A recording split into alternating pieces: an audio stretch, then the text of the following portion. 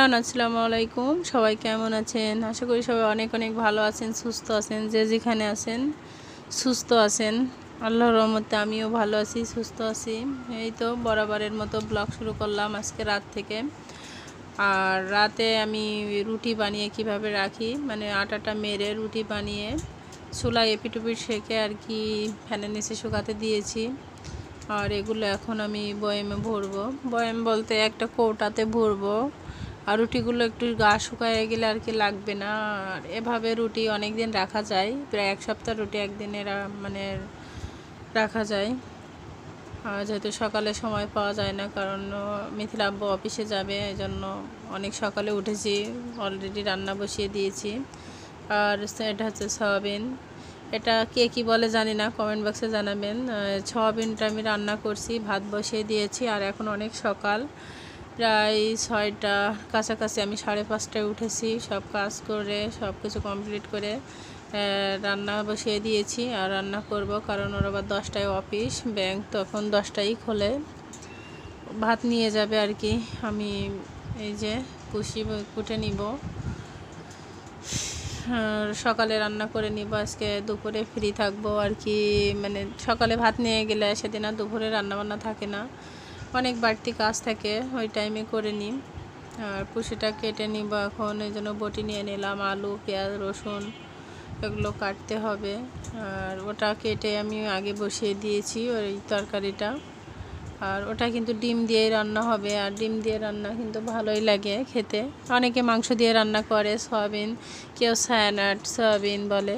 যে যা বলবেন আমাকে কমেন্ট করে অবশ্যই জানাবেন। আর এখন পুষি কেটে নিব, এগুলো রান্না করতে হবে। আর সকালে খাওয়ার জন্য আর কি ডাল রান্না করব। ডাল রান্না করা আছে, করব না, ওটা করে রাখছিলাম রাতে। সকালে ডাল, আলু ভর্তা, ডিম ভাজি এইগুলোই। আর এখন মিথিলা ঘুম থেকে উঠলো 8টা বাজে, ওর জন্য 2টা পরোটা ভাজবো। পরোটা আসলে দিই না, তেলের জিনিস না খাওয়াই ভালো, যেহেতু হেলদি শরীর। তারপরও মাঝে মধ্যে দিই, বেশি অংশ ভাত খায় আর রুটি, শুকনো রুটি খায়। কিন্তু আজকে ওর পরোটা দিলাম, পরোটা ডিম ভাজি। আমিও খাবো ডিম ভাজি আর পরোটা। আর ওর আব্বু আবার রুটি পরোটা এগুলো খায় না, ওর জন্য আবার ভাত রান্না করছি, ওই ভাত থেকে খেয়ে যাবে। আর ব্লগটা মনে করছিলাম যে পরে করব, আরও পরে আর করা হয়নি, ভিডিও শ্যুট নেওয়া হয়নি। এই তো মিথিলার ডিম পোস্ট করছি, ও ডিম খাবে। আর ওদের খাওয়া দাওয়া শেষ, সব কমপ্লিট করে এখন ওরা বাবা কাঁঠাল নিয়ে আসছিল আগের দিন। আর ওই কাঁঠালটা এখন ওরা 2 মাপেই কিন্তু কাঁঠালটা ভেঙে উঠাচ্ছে, কারণ আমি আবার কাঁঠালে হাত দিতে পছন্দ করি না, আঠা লেগে যায়। মানে আমার ছোট থেকে এই অভ্যাসটা আছে, কাঁঠাল কেউ খাইতে চাইলে যদি এখানতে না দিলে না হয় না, সেরকম জায়গায় আর কি ভাঙে। তাই ওরা কাঁঠাল তুলে খেয়ে নিয়েছে। আর এখন বিকাল 4টা বাজে, আমি সেমাই ভেজে নিতেছি। এটা হচ্ছে রান্না হবে জর্দা সেমাই। আর জর্দা সেমাইটা বিকালের নাস্তা হিসাবে আর কি রান্না করছি, আপনাদের সাথে শেয়ার করলাম। সেমাইটা ভেজে আর পরিমাণ মতো চিনি, যা যা লাগে আর কি দিতে হবে। আমি বাদাম, ঘি, তেল দিয়ে সেমাইটা ভেজে নিয়ে পরিমাণ মতো চিনি দিয়ে দিলাম। আর এই সেমাইটা আসলে খেতে অনেক মজা, যেহেতু শুকনো শুকনো হয়, বিকালের নাস্তা হিসাবে। আর বাচ্চাদের জন্য খুবই ভালো, একদিন রান্না করে প্রায় 1 সপ্তাহ খাওয়া যায়, ফ্রিজে রাখা যায়, অনেক দিন রাখা যায়। কিন্তু আমার মনে হয় বেশি দিন না রাখাই ভালো বাচ্চাদের জন্য। যদি তৈরি করেন তাহলে দ্রুত শেষ করে ফেলবেন। আর আমি দুধ আর পানি দিয়ে দিলাম 1 কাপ পরিমাণ।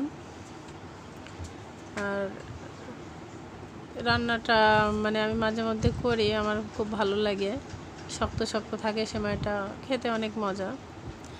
আর যারা যারা এই সময় রান্না পারেন কিংবা রান্না করেন আমাকে কমেন্ট করে অবশ্যই জানাবেন, কে কে পছন্দ করেন আমার মতো। আর আপনাদের লাইক ও কমেন্ট মানে আমাদের কাজ করার উৎসাহটা আসলে অনেকটা বাড়িয়ে দেয়। আর আশা করব আজকের রেসিপি কিংবা ব্লগ মিলে আপনাদের কাছে অনেক ভালো লাগবে। আর যারা এখন আমার চ্যানেলটি সাবস্ক্রাইব করেননি অবশ্যই তারা সাবস্ক্রাইব করে দিবেন, পাশে থাকা বেল আইকনটি ক্লিক করে দিবেন আর আমার চ্যানেলের পাশে থাকবেন যেন আমি আরও সামনের দিকে এগিয়ে যেতে পারি। রান্নাটা প্রায় হয়ে আসছে, আমি বাদাম দিয়ে দিব একটু, আর এখন দিয়ে দেব কাজু বাদাম। বাদামটা চয়েস অনুযায়ী দিতে হবে, বাদাম, চিনি, লবণ, এগুলো লবণ আর চিনিটা টেস্ট অনুযায়ী দিবেন, বাদামটা পছন্দ অনুযায়ী দিবেন। আর এই রান্না বান্না শেষ, বিকালের নাস্তা শেষ করলাম, নাস্তা শেষ করে মিথিলার একটু ছাদে নিয়ে আসলাম আর ছাদে বাচ্চারা খেলছে দেখুন। আয়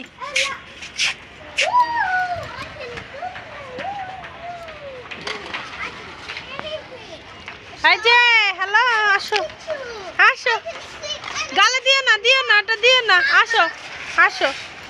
কি ওটা কি দেখি দেখি, ওটা কি দেখি দেখি দেখি দেখি দেখি, এটা গালে দিতে হয়?